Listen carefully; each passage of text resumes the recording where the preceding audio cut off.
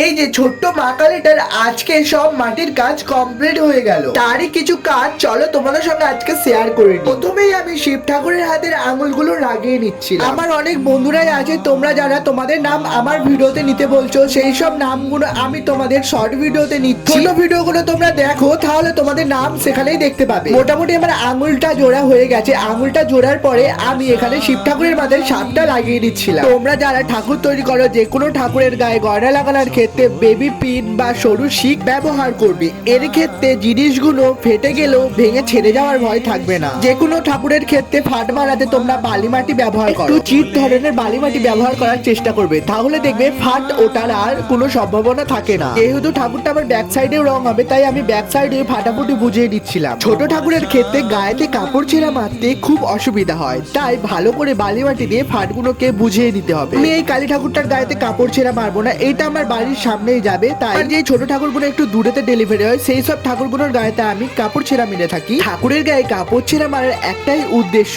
তোমার যদি ঠাকুরটা হঠাৎ করে কোনোভাবে আঘাত লাগে, তা ভেঙে ছেড়ে পড়ে না, কাপড় ছেঁড়ার সঙ্গে আটকে রয়ে থাকে। এই ঠাকুরের গায়ে যখন আমার ফাটাফুটি মারা হয়ে গেল, তখন একটা পিওর সুতির কাপড় নিয়ে ভালো করে একটু জল দিয়ে ভিজিয়ে পালিশ বা নেতা দিয়ে দিতে হবে।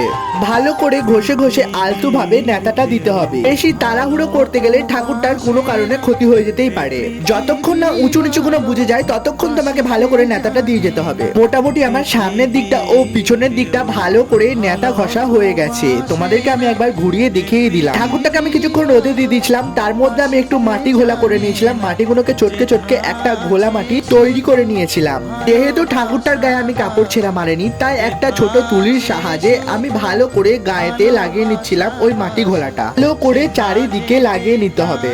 সামনের দিকটা মোটামুটি আমার লাগানো হয়ে যাওয়ার পরে আমি পিছন দিকটাও ভালো করে মাটি ঘোলাটা লাগিয়ে নিচ্ছিলাম। মাটি ঘোলাটা বেশি পাতলা করলে হবে না, একটু মোটা ধরনের করতে হবে। মাটি ঘোলাটা লাগিয়ে নিয়ে রোদে শুকনো করে নিলেই তোমার রং করার জন্য তৈরি হয়ে যাবে। যারা শেষ পর্যন্ত দেখলে তাদের নামটা কমেন্ট বক্সে বলে যাও। আজকের মতো মাটির কাজ আমার এখানেই কমপ্লিট। দেখা হবে রং করার ভিডিও নিয়ে। সবাইকে রাধে রাধে, সবাই ভালো থেকো, বাই বাই।